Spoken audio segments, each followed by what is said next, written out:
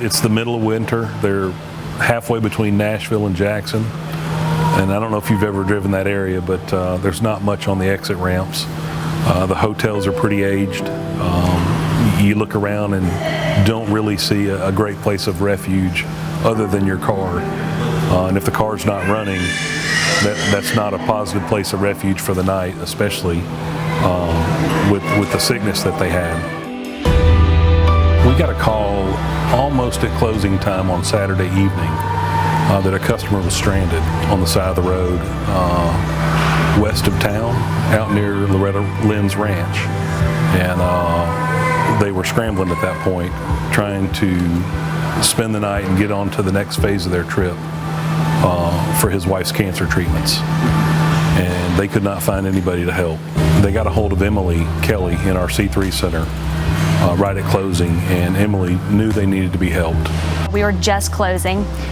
Sales was still open, but I had a customer on the line by the name of Tim, and Tim sounded a little distressed. Just the tone in his voice, kind of how he carried himself on the phone.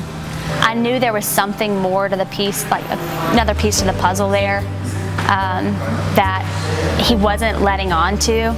Temperatures were around about 20 degrees, so there was some icy conditions that were out, and it was cold. Tim, he knew about vehicles himself, and he had opened the hood and knew it was a belt. Once they lost the tensioner, the car would not run. You'd lose your alternator, which would charge the batteries, the headlights, so they would be stranded at nighttime.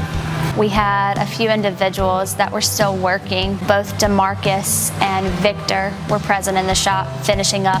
The guys took it upon themselves to get together. They took their own personal vehicle, went out and stopped at a store along the way to gather those parts and then head towards the customer. It's freezing. It was super cold, I remember that. We got there and we found the pulley was seized up, so we took the pulley off. We found out that the pulley that we brought was the wrong one. We went to multiple parts stores trying to find that exact pulley for their vehicle, but no one had it. We looked at our advisor Colt's E-Class, and it had a similar, it was the same one. It was the same pulley. And found that it was an exact match, exact fit. So it was cold, bare fingers, picking pieces of belt, out of pulleys and stuff like that to make sure that, it wouldn't happen again when they were on the way back home. Started her up, made sure it was good. My first reaction was amazed. I wasn't surprised they did it because everyone here has the heart to serve others. Just felt like it was the right thing to do. Somebody needed our help. I like to think if it was my mom, would someone do it for her? Or, my dad or someone, and not tell them, you're out of luck, come back, Monday. The owner has to know about this. I got to make sure he knows what these guys and gals did. It felt so good to be a part of this team. What we stand for here as the store, Joe Agreste's mission. That solidified why he built this place, was to serve our customers in the exact way that these guys did it. Just to see that in action and see these three individuals that took time out of their day that Saturday evening. I'm sure they all had other things that they could have been doing. I don't know if it was going back to treatment or coming back to their house, but they came by to thank all the associates themselves. Gave them a gift card for a very nice dinner so that the four of them could go out to dinner together. We, hugged and laughed, and she cried, and it was a beautiful moment, and they said thank you. I didn't think I'd ever see them again, and they came in, hugged us all. I'd say I might have teared up a little bit. It makes me feel great, that I was able to help them get to where help them make it to where they needed to be. Yeah, it really got me in the feels. It makes you proud as a leader that no one had to call you on a Saturday night and say, hey, are you okay if we do this? Hopefully, I guess I inspire other people to do the right thing, even if they don't necessarily feel like doing the right thing. There's so much out in this world today, so much negative, but that we were able to help that customer, be a positive light to them, just exciting to be a part of.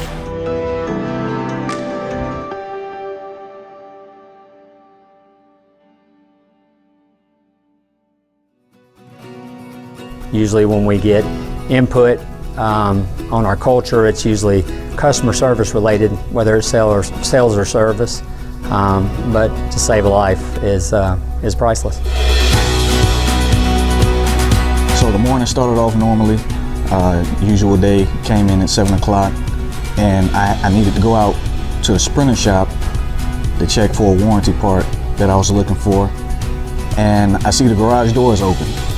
So I step out back, and in the process, I happen to see a lady in the street waving down people trying to get some help. I'm thinking it's a fender bender.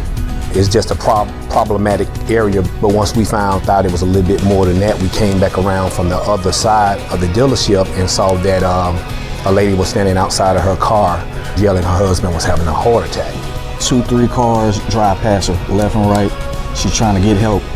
Apparently her husband had hit a dog on the way to the Cadillac dealership that they were heading to, and apparently upset him to the point where it caused a heart attack. Walked to the car, and they asked us, did we have anything to break out the window? The vehicle was locked, and we could not get in. Anthony came from around the Sprinter shop with a torque wrench in his hand. And as I'm coming out, that's when I see Dion and Jeremiah on the way to the scene as well, and that was a sigh of relief for me. Instructed him to break the rear passenger driver's side window farthest away from the driver. Once we got the window broken into, we unlocked the doors. By that time, it was a nurse on the scene. She came over, reclined the seat. When she leaned the seat back, I guess it took his foot off the brake a little bit and the car jerked forward a little bit. So we realized it wasn't in park, so we put it in park to secure the vehicle, and she began CPR. At that time, it was nothing else for me to do but to try to console his wife. She was all over the place, and I could only imagine what she was going through, following her husband and knowing something was wrong when the traffic moved and he didn't move. The ambulance showed up, and I was once again more relieved that there were professionals on the scene, and I felt that he would be in good hands.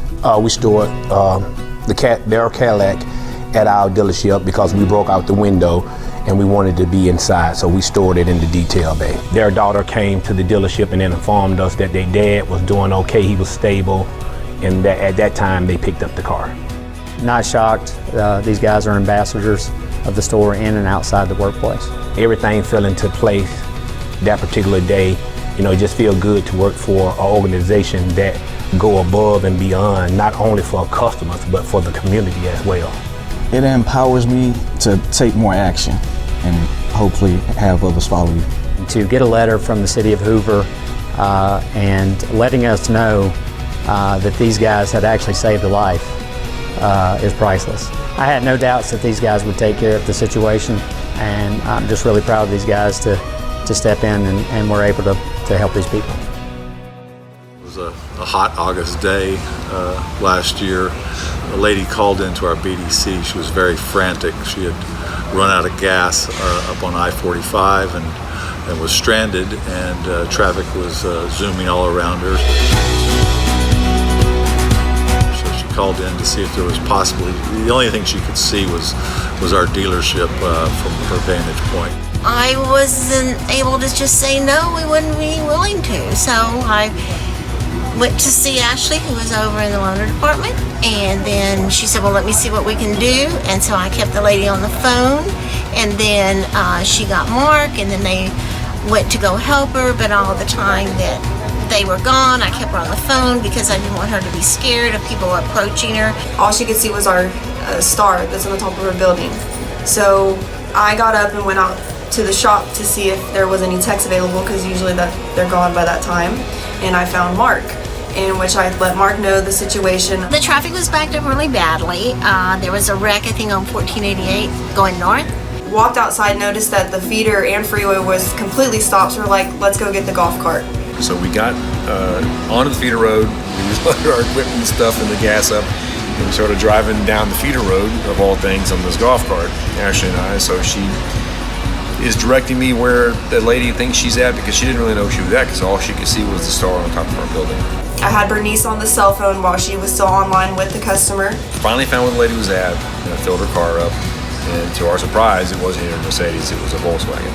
We look out for one another, we look out for our customers, but we also look out for the community. And it's nice to be able to have the knowledge and the know-how and the authorization from our owner, Joe Agresti, that lets us go make decisions on our own and be able to act on to do the right thing.